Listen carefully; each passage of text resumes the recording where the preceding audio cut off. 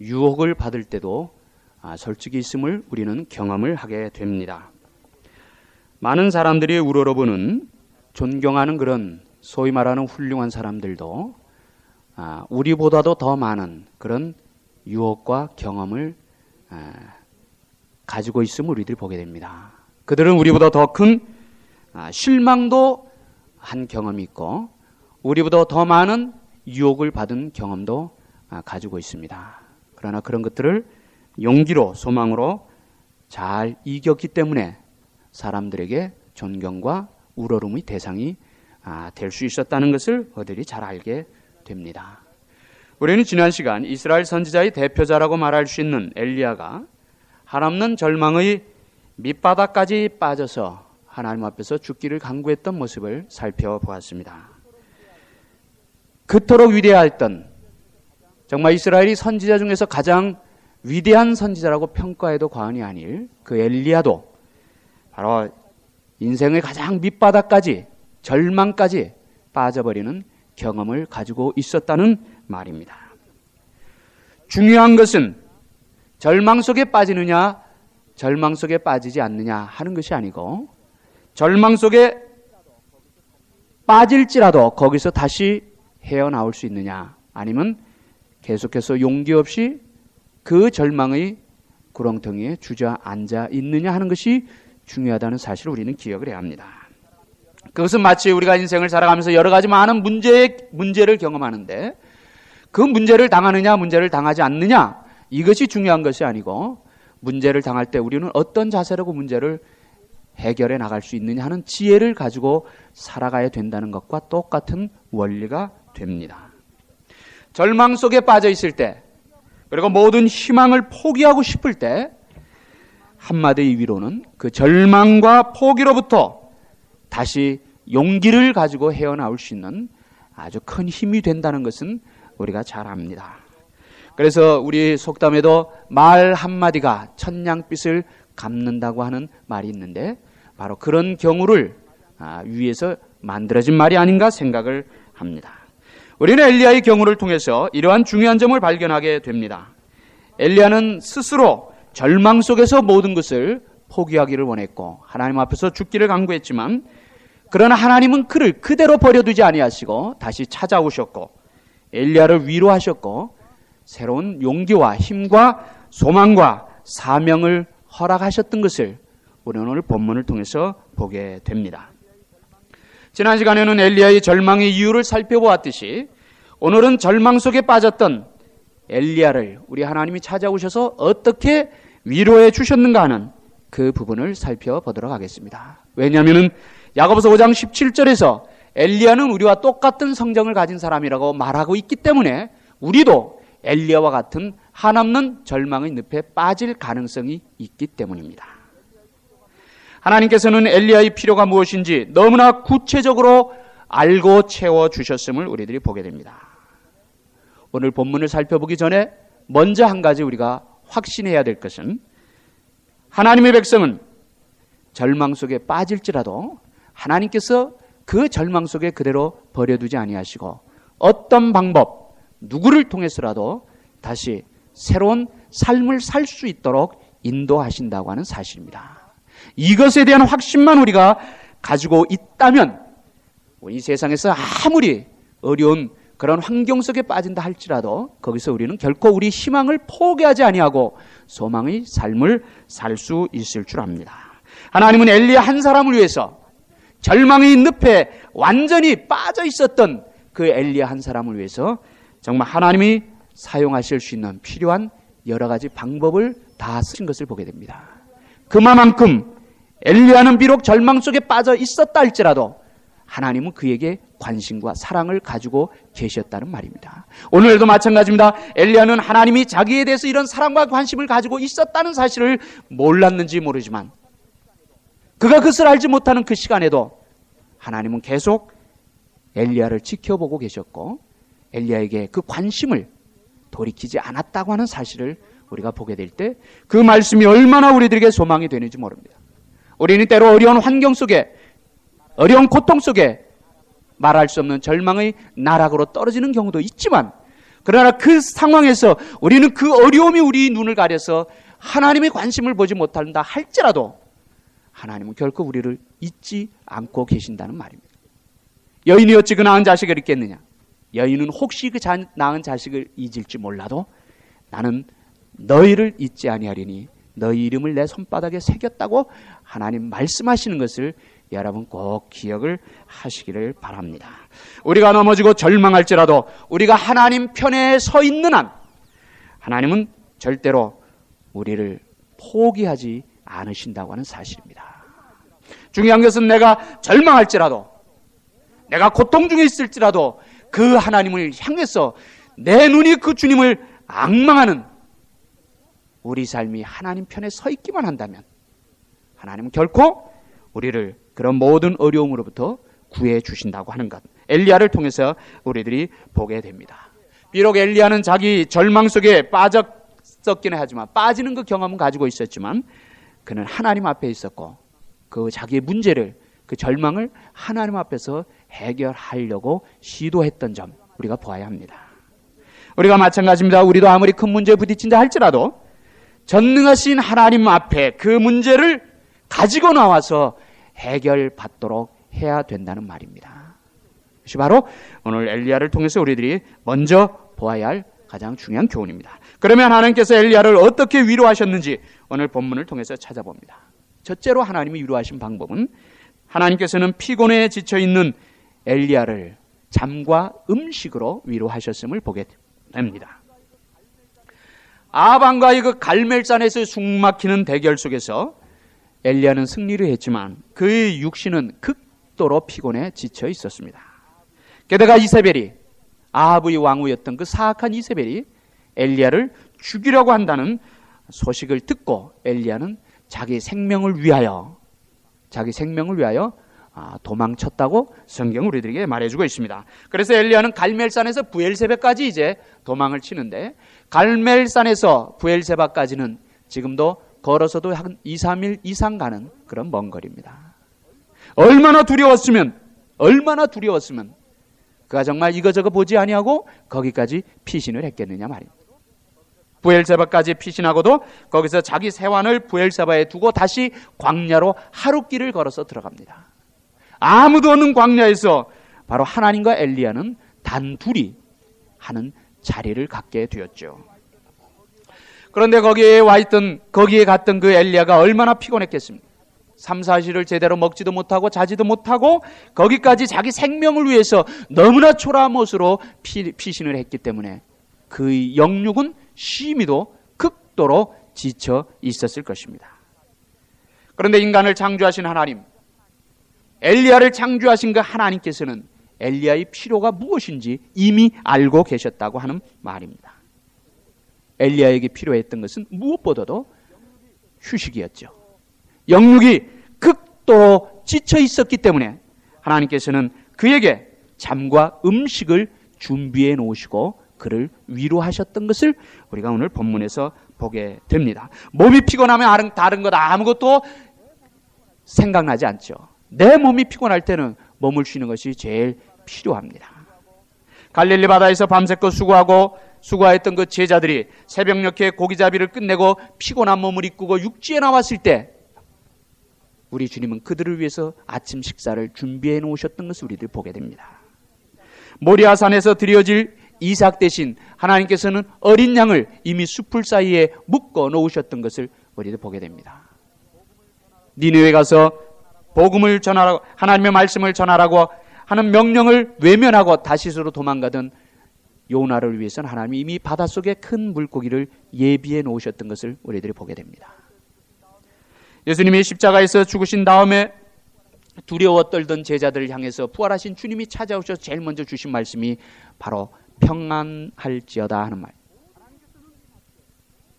하나님께서는 모든 환경에 맞게 우리의 필요를 준비해 놓고 계신다고 하는 사실을 우리들이 보아야 합니다. 그래서 우리는 하나님을 가리켜서 여호와 이레, 즉 준비하시는 하나님이라고 말하는 이유가 바로 거기에 있습니다. 우리가 우리를 아는 것보다 우리를 훨씬 더 잘 구체적으로 아시는 분이 바로 하나님. 우리가 우리 필요를 아는 것보다 훨씬 더 정확하게 아시는 분이 바로 우리 창조주 되시는 하나님이라고 하는 사실입니다. 빌립보서 4장 6절에 보면 사도 바울이 우리에게 이러한 권면을 줍니다. 아무것도 염려하지 말고 오직 모든 일에 기도와 간구로 너희 구할 것을 감사함으로 하나님께 아뢰라. 그리하면 모든 지각에 뛰어난 하나님의 평강이, 모든 지각에 뛰어난 하나님의 평강이라고 해서 그 평강이 너희 마음과 생각을 지키실 것이라고 말씀을 하고 있습니다. 하나님의 지혜는 우리의 지혜보다 훨씬 높습니다. 우리가 우리 모든 것을 이해하고 아는 것보다 하나님은 우리를 더 구체적으로 정확하게 아신다는 사실을 우리는 먼저 인정을 해야 합니다. 바로 그렇기 때문에 그 하나님을 가르쳐서 우리는 전능하신 하나님이라고 믿고 고백하는 것입니다. 이러한 분명한 사실을 알고 믿을 때 염려 없는 확신의 삶을 살아갈 수가 있습니다. 중요한 것은 하나님을 우리가 어떻게 알고 믿고 고백하느냐에 따라서 좌우된다는 거예요. 결국 우리 삶도, 우리 염려도, 우리 근심도, 우리 걱정도 우리가 하나님을 믿는 만큼 되어진다고 하는 거예요. 우리가 하나님을 100% 확신한다면 바로 그 반대로 우리들의 삶에는 염려, 근심, 걱정이 100% 없어지게 되죠. 그러나 우리가 하나님을 반 정도 확신한다면 역시 우리에게도 반 정도밖에 나오진 않습니다. 우리가 하나님을 어떻게 믿느냐, 우리가 하나님을 어떻게 고백하느냐, 우리가 하나님을 향하여 어떤 삶의 자세를 가지고 살아가느냐 대단히 중요합니다. 바로 이것이 기쁨의 삶이고 바로 이것이 믿음의 삶이고 바로 여기서 우리는 평안의 삶을 얻을 수가 있다는 거예요. 성경이 이렇게 말합니다. 하나님께서는 그 사랑하시는 자에게 잠을 주신다고 해요. 여러분, 잠을 자기를 원하는데 잠을 이루지 못해 고생해 본 그런 경험이 있습니까? 하나님 우리들에게 잠을 주신다고 하는 것이 얼마나 귀한 선물이냐는 것입니다. 하나님께서는 엘리야가 당장 필요로 하는 것이 무엇인지 아시고 준비해 놓으셨다고 하는 거예요. 물론 잠이라고 하는 것은 피곤하니까 그 광야 아무 데서나 엎드리면 누우면 잘 수 있다고 하지만 바로 이 떡과 음식, 떡과 고기, 이것은 어디서 마련했겠느냐? 광야에서 어디서 이걸 구할 수 있었겠습니까? 여러분, 여기에는 대단히 중요한 하나님의 교훈이 들어 있습니다. 환경이 되지 않으면 하나님은 이적을 통해서라도, 하나님은 기적을 통해서라도 성도들이 필요한 것을 공급해 주신다고 하는 사실이에요. 광야 어디에서 물과 떡과 고기를 얻습니까? 그런데도 이미 하나님은 기적적인 사건을 통해서 엘리야를 위해서 이미 준비해 놓고 계셨다고 하는 사실이에요. 단지 엘리야가 그것을 보지 못했을 뿐입니다. 오늘도 우리 하나님께서는 우리의 문제 건너편에서 우리에게 주실 모든 필요한 것들을 예비해 놓고 계시는데 우리가 엘리야처럼 연약해서 그 우리의 필요를 들고 계시는 그 하나님을 보시지 못하지는 않습니까? 여러분, 한번 이 문제를 깊이 한번 생각을 해보시기 바랍니다. 광야에서 이스라엘 백성들이 먹을 것이 없다고, 고기가 없다고, 목이 마르다고 아우성을 칠 때 하나님은 기적적인 방법으로 그들에게 모든 필요를 채워주셨던 것을 우리 봅니다. 그 하나님을 믿는다면 오늘도 그 하나님이 살아계신다는 거예요. 왜 우리가 먹을 것, 입을 것 가지고 염려하느냐 말이에요. 옛날에 그 하나님이 지금 이 시간도 살아서 우리와 함께 하신다는 사실을 우리가 믿고 고백한다면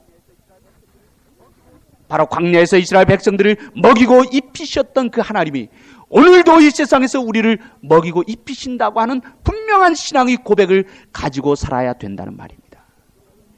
우리가 정말 이거 가지고 산다면 염려할 게 없단 말이에요. 우리가 염려하는 것, 무엇을 입을까, 무엇을 먹을까, 무엇을 마실까 염려하는 것은 아직도 주님이 우리들을 향해서 책망 주시는 대로 믿음이 적은 자들아,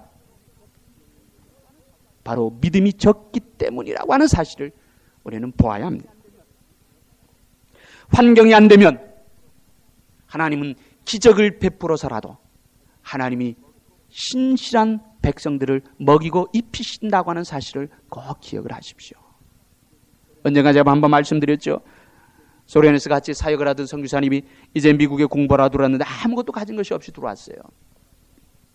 저번에 만났는데, 목사님, 저는 여태까지요 신앙생활을 그렇게 오래 하면서 하나님이 구체적으로 인도하신다는 것에 대해서 체험을 하지 못했었습니다.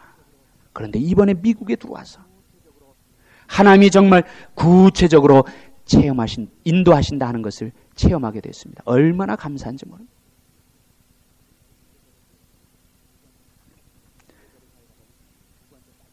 선교사로 사회 가다 들어왔는데 누구한테 쌀 떨어졌다고 하겠습니까? 아는 사람도 없어요. 그럼 그래, 오늘은 쌀이 떨어진, 여러분 미국에서 쌀이 떨어진 경험을 가지고 있는 분이 있다는 말이에요. 오늘 쌀이 없으니까 오늘은 저녁은 그냥 굶자.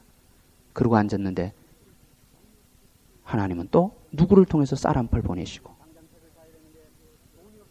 당장 책을 사야 되는데 돈이 없어서 책을 사지 못해가지고 이걸 어떻게 레포트를 써낼까 하는데 생각지 않은 사람이 또 돈을 봉투에 넣어서 갖다 주고, 순간순간 필요할 때마다 하나님이 너무나 구체적으로 그의 모든 것을 채워주시더라고 하는 그 간증을 저한테 하면서, 목사님, 저는 여태까지 신앙생활을 오래 했어도 하나님이 구체적으로 인도하신다는 것에 대해서 말은 하고 듣긴 했지만 그것이 어떤 것인가를 내가 체험하지 못했는데 이번에 들어와서 너무나 그걸 깊이 체험을 했습니다. 얼마나 감사한지 모릅니다. 여러분, 이 말이 여러분의 마음속에 와 닿습니까? 여러분, 염려하지 마세요. 우리가 어떤 어려움 속에서도 하나님을 향한 우리의 믿음을 가지고 있다면, 하나님 편에만 서 있다면, 우리 눈이 하나님만 향한다면 하나님이 결코 우리를 외면하지 않으신다는 거예요. 우리는 하나님을 떠날 수 있을지언정 하나님은 결코 우리를 떠나지 않는다는 거예요. 그렇기 때문에 광야에서 어디에서 먹을 것을 예비하겠습니까? 그러나 이미 하나님은 엘리야에 대해서 깊은 관심과 사랑을 가지고 계셨기 때문에 이적적인 방법을 통해서 그의 필요한 것을 예비해놓고 기다리셨다고 하는 사실이에요. 오늘날도 그 하나님이 살아계심을 믿으시기 바랍니다. 말씀으로 이 세상을 창조하시고 이 세상의 모든 것이 내가 믿고 고백하고 따르고 섬기는 그 하나님이 것이라고 믿는다면, 여러분, 우리 염려 걱정할 이유가 없죠.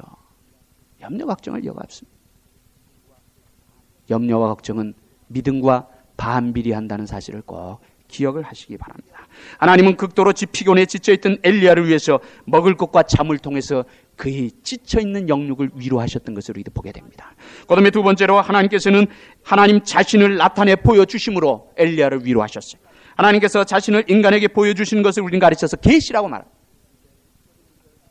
엘리야가 지쳐있을 때 육적인 문제를 해결해 주신 하나님이 곧이어서 영적인 문제를, 영적인 힘을 더해 주신 것을 보게 됩니다. 11절에 보면 선지자들 중에 나만 남았다고 낙심한 엘리야에게 하나님이 뭐라고 말씀합니까? 너는 나가서 여호와의 앞에서 산에 서라 하신 다음에 세 가지 능력을 거기서 보여줍니다.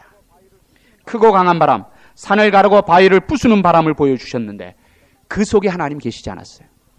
그 다음에 지진을 있게 하셨는데 그 속에도 하나님 계시지 않았고, 그 위에 불이 있었는데 역시 그 속에도 하나님이 계시지 않았다. 이 세 가지 능력 속에 계시지 않았던 그 하나님이 세미한 소리, 아주 고요하고 조용한 그런 소리 통해서 엘리야에게 임하셨음을 오늘 본문에서 우리들에게 가르쳐줍니다. 여러분, 우리 여기서 중요한 교훈, 절대로 놓쳐서는 아니 되는 아주 중요한 교훈이 하나 있습니다. 그것은 바로 세상과 사람을 변화시키는 것은, 근본적으로 변화시키는 것은 바람, 지진, 불과 같은 능력적인 것이 아니고 바로 조용하게 우리 마음속을 터치하는 하나님의 말씀이라고 하는 거예요. 하나님의 말씀이 우리 능력보다 앞선다는 거예요. 하나님의 말씀이 능력보다 우선이라는 거예요. 하나님의 말씀이 능력보다 귀하다고 하는 사실입니다. 여러분, 이게 얼마나 중요한 교훈인지 몰라요. 바람 속에도 지진 속에도 불 속에도 안기신 그 하나님의 음성이 바로 세미한 소리로 인해서 엘리야의 마음을 사로잡습니다.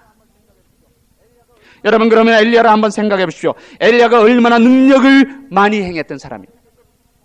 3년 6개월 엘리야의 말에 의해서 하늘이 비 한 방울 내리지 않았어요. 사라밧 과부의 집에 가서는 그 기름과 가루가 떨어지지 아니하도록 이적을 베풀었어요.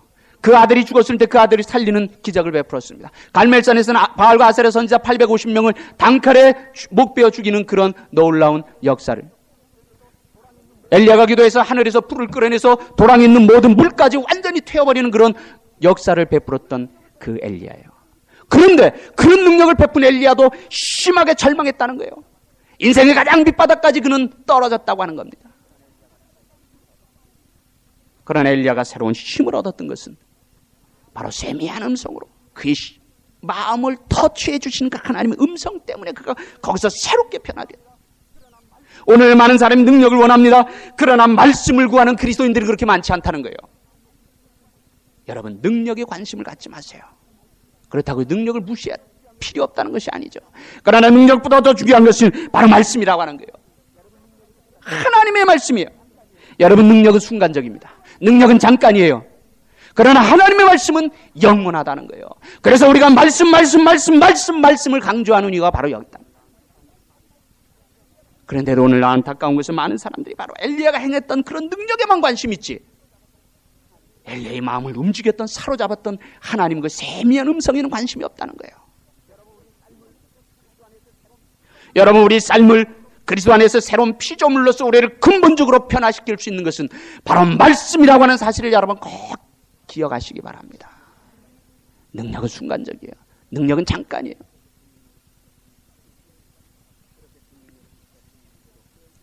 그렇게 그 능력을 직접 행했는데도 그 엘리야는 정말 인생의 가장 밑바닥까지 떨어져서 하나님, 내 생명을 주옵소서, 이렇게까지도 했어요. 그러나 하나님께서는 다른 방법으로 엘리야를 찾아오시죠. 바람, 지진, 불, 이것과 세미한 음성과는 전혀 다른 것입니다. 위대한 능력이 엘리야를 사로잡은 것이 아니라 바로 세미하게 고요하게 들려오는 하나님의 말씀이 엘리야를 사로잡았다고 하는 사실을 여러분 꼭 기억을 하시기 바랍니다. 능력과 표적을 통해서 하나님을 만나는 체험을 한 것이 아니라 바로 세미한 하나님의 음성을 들을 때 엘리야는 하나님을 직접 경험하는 체험을 하게 됐다.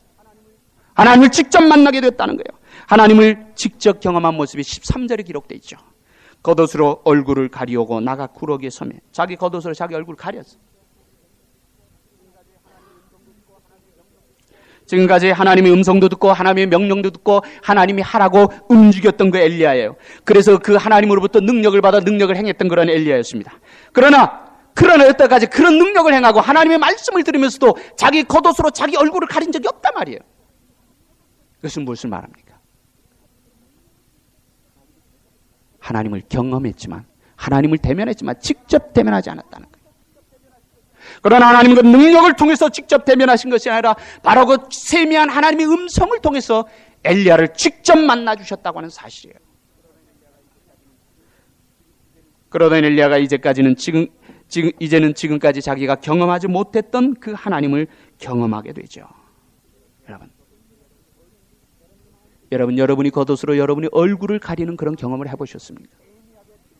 여러분의 마음속에 세미하게 들려온 그 하나님의 음성을 한번 경험해 보셨냐 말이에요. 여러분이 대단히 중요합니다. 이제부터 우리 삶은 능력을 원하는, 능력을 구하는, 능력을 소원하는 그런 삶이 아니라 정말 우리 삶을 근본적으로 그리고 영원히 변화시킬 수 있는 말씀을 구하는 삶을 살아야 된다고 하는 사실입니다. 기독교가 말씀 종교라고 하는 바로 이 이유가 바로 이것이죠. 우리의 신앙은 표적 위에 세워지는 것이 아니에요. 우리 신앙은 능력 위에 세워지는 것이 아닙니다. 우리 신앙은 체험 위에 세워지는 것이 아니란 말이에요.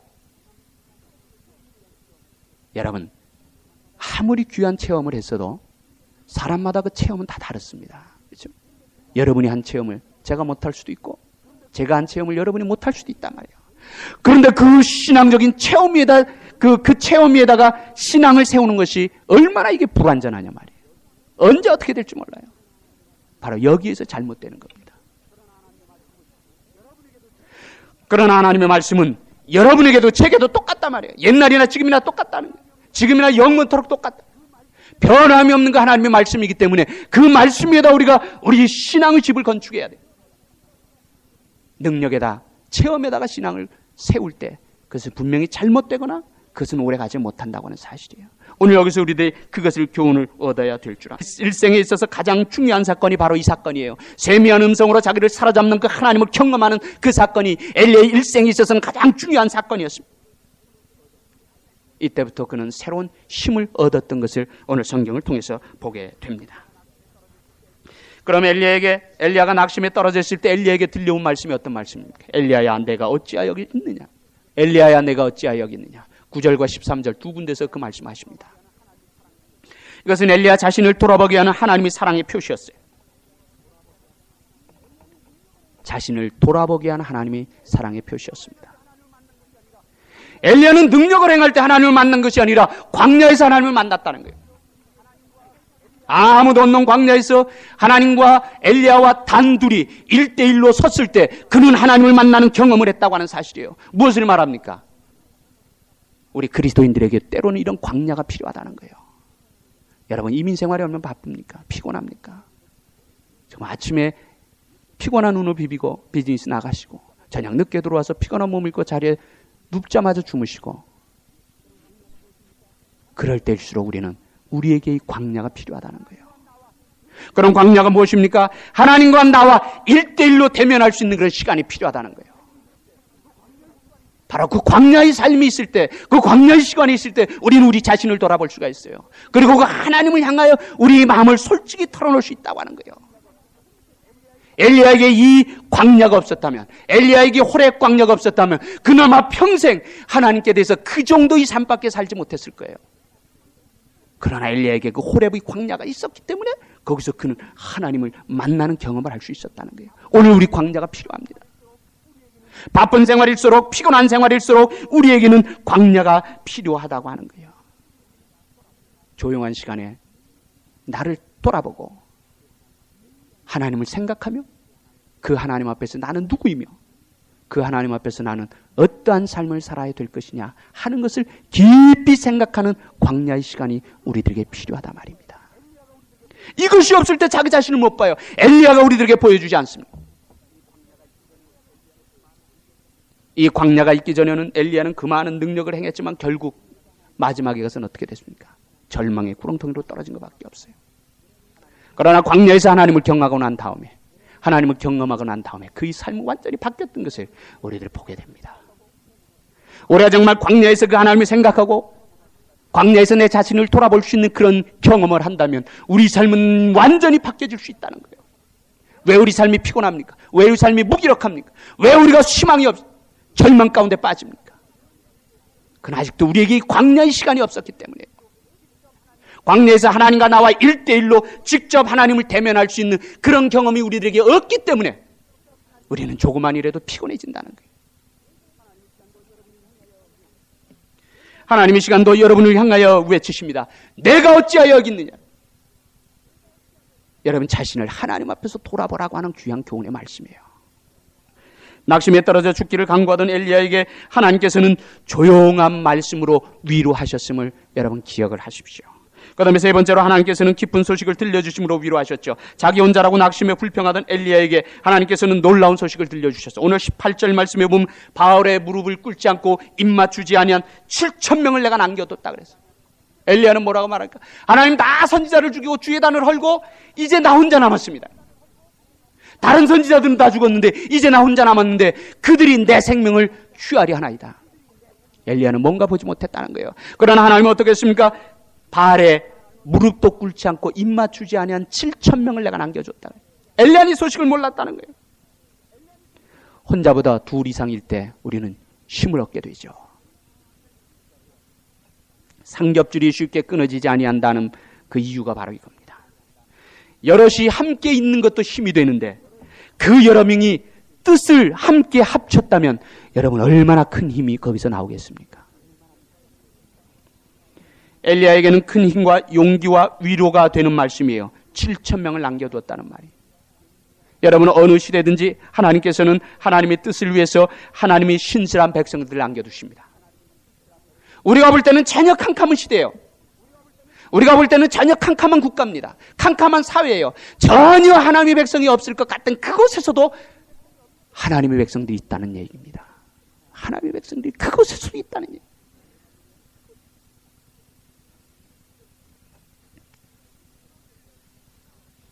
저는 모스크바에 있으면서 그러한 박해 속에서도 살아남은 신실한 그리스도인들을 많이 만났어요. 때로는 그들이 고문을 당하고 때로는 그들이 감옥에도 갇히고 매도 맞고 수없는 고통을 당했지만 그러나 그런 속에서도 믿음을 지킨 그 그리스도인들을 제가 직접 만나보았다는 거예요. 하나님의 역사는 절대로 끊어지지 않습니다. 우리가 절대로 그렇게 보아서도 안 된다는 거예요. 하나님은 언제든지 하나님의 섭리를 위해서 하나님께 인정받는 신실한 백성들을 두신다고 하는 사실이에요. 근데 엘리야가 그걸 보지 못한 거예요.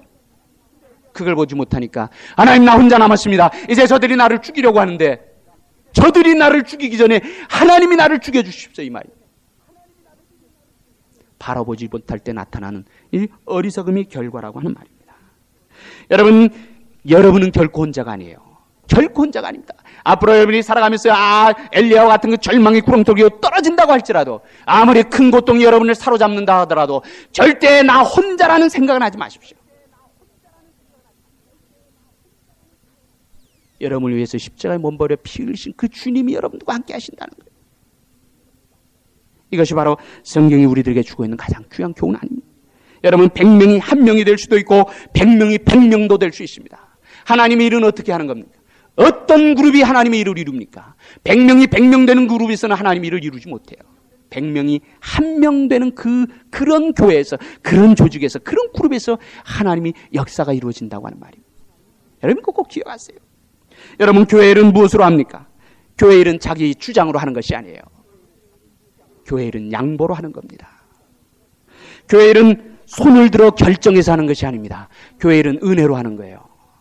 교회 일은 머리로 하는 것이 아닙니다. 교회 일은 가슴을 뜨거운 열정으로 하는 거예요. 그리고 교회 일은 돈 가지고 하는 게 아닙니다. 교회 일은 기도 가지고 하는 거예요. 그리고 교회 일은 교인의 숫자 가지고 하는 게 아닙니다. 교회 일은 꿈을 가지고 하는 겁니다. 저번 목요일 날도 제가 말씀드렸습니다만, 우리 믿음교회 얼마나 적어요. 얼마나 적습니까? 그런데도 우리는 지금 꿈이 있단 말이에요. 세계를 품고 기도하는 꿈이 있단 말입니다. 여러분이 그 숫자가 많다고 해서 교회가 크다고 해서 이런 꿈을 다 갖는 게 아니란 말이에요. 이게 얼마나 귀한 축복이에요.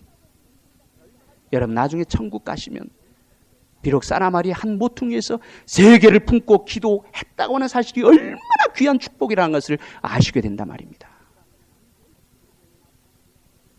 우리 교회는 앞으로 무슨 일을 할 때 목사님 돈이 없어 안 됩니다. 목사님 우리 사람이 적어서 안 됩니다. 이런 소리 하지 마시기 바랍니다. 여러분, 그거 안 하실 줄로 제가 믿습니다. 그렇죠? 그러니까 제가 이런 말씀을 드리는 거예요. 여러분, 교회는 그렇게 하는 게 아니에요. 정말 우리가 살아계신 그 하나님을 믿는다면, 엘리에게 나타나셔서 낙심한 엘리에게 새로운 힘과 용기와 소망을 주신 그 하나님을 믿는다면, 여러분, 우리는 그런 걸 할 수가 없단 말이에요.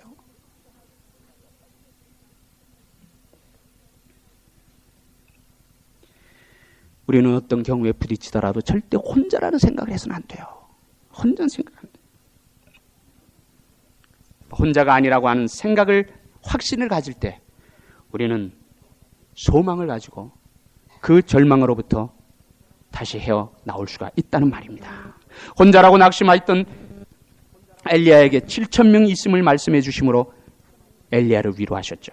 그다음에 마지막 네 번째로 하나님은 새로운 사명을 주심으로 엘리야를 위로하셨음을 봅니다. 할 일이 다 했다고 불평 낙심하던 엘리야에게 새로운, 그리고 그것도 가장 중요한 자기 일생 일대의 사명을 허락하신 것을 봅니다.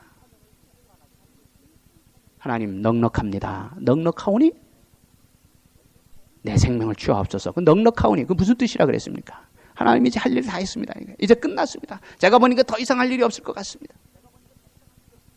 우린 결코 하나님 앞에서 이런 어리석음을 범해서는 안 된다는 거예요. 하나님은 엘리야에게 또 다른 계획을 가지고 있었어요.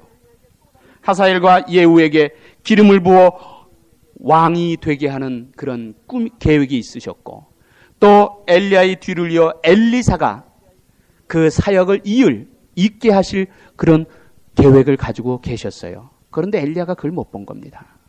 하나님 이제 다 끝났는데, 하나님 다 끝났습니다. 이제 뭐 더 할 게 있습니까? 나 불러주십시오. 이걸 보지 못했기 때문에 엘리야는 하나님 앞에서 불평을 하게 된 것이죠. 자기 분명한 사명을 모를 때, 자기 삶의 가치를 잃어버리게 됩니다. 자기 할 일을 깨닫는 사람은, 자기 할 일을 바라보는 사람은 결코 자기 자신을 비관하지 않는다는 거예요. 자기 자신, 가치를 귀하게 생각하는 사람은 자기 할 일을 가지고 살아가는 사람이에요. 셰익스피어와 관계된 그런 얘기 한 가지 소개합니다. 셰익스피어가 즐겨가던 그 식당이 있었다고 해요.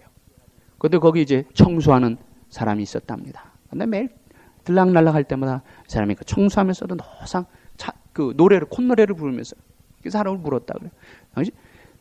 식당에 청소하면서 뭐가 그렇게 즐겁습니까? 그러니까 이 사람은 하는 말이 왜 즐겁지 않겠습니까?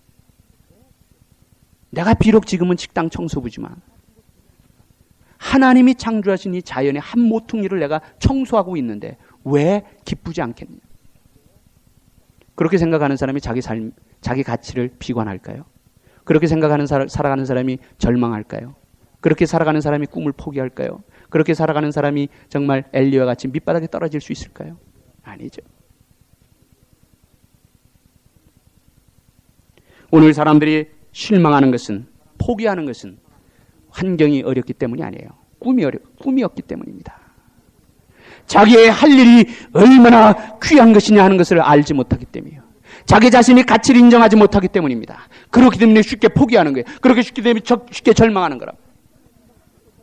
여러분, 우리가 얼마나 귀합니까? 하나님의 형상이 우리 속에 들어있어요. 그리고 그 하나님이신 예수 그리스도가 우리를 위해서 십자가에 못 박혀 죽으심으로 우리를 구속해 주셨다고 하는 거예요. 우리가 얼마나 귀해요. 그런데 왜 우리가 절망하고 비관하고 자기 가치를 과소평가하냐 말이에요. 있을 수도 없는 거예요. 정말 비록 식당의 마당을 청소하는 일이 있더라도 하나님이 창조하신 자연의 한 모퉁이를 내가 지금 청소하고 있는데 얼마나 이것이 기쁩니까? 이렇게 생각하며 살아가야 된다는 말입니다. 이게 그리스도의 삶이에요. 여러분, 사명이라는 거 크게 생각하지 마세요. 바울, 베드로, 엘리야 이런 것 이렇게 큰 일을 해야만 사명이라고 생각하지 마십시오. 내가 정말 주님 사랑하는 마음으로 교회에 떨어진 종이 하나 줍는 것도 사명이란 말이에요. 내가 주님이 나를 사랑해 주셨다는 그 체험, 그 사랑을 느낌으로 내가 내 이웃에게 사랑을 베풀고 그를 위해서 기도해 주는 그것도 사명이란 말이에요. 똑같은 사명이에요. 여러분, 사명이라는 것은 큰 것이에요. 하늘에서 불을 끌어내리고 죽은 사람 살리고 병자를 고치고 바다를 가르고 이런 것만이 능력이요 이런 것이 사명이 아니라 정말 말없이 주님의 몸된 제단을 잘 섬기는 것, 이것도 그것과 견줄 수 있는 사명이라는 것을 우리는 꼭 기억을 해야 합니다. 작은 것에 충성하였으니 내가 내게 많은 것으로 주리라. 이 성경의 원리예요. 주님을 생각하는 마음으로 형제를 사랑하고 봉사하고 기도하고 전도하고, 사명은 여기서부터 출발한다고 하는 사실입니다. 자기의 할 일을 분명히 할 때 자기의 가치를 알게 되죠. 자기 가치를 알게 될 때 기쁨과 감사의 삶을 살 수 있다는 것을 여러분 꼭 기억을 하시기 바랍니다.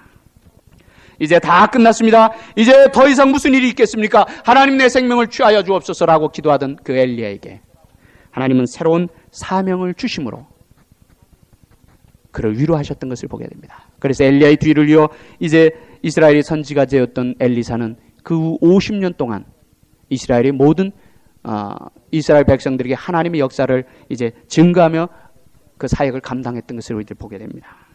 우리가 살아가면서 때로는 낙심, 절망할 때가 있습니다. 그러나 하나님께서는 필요할 때마다 우리를 새롭게 하신다는 거예요.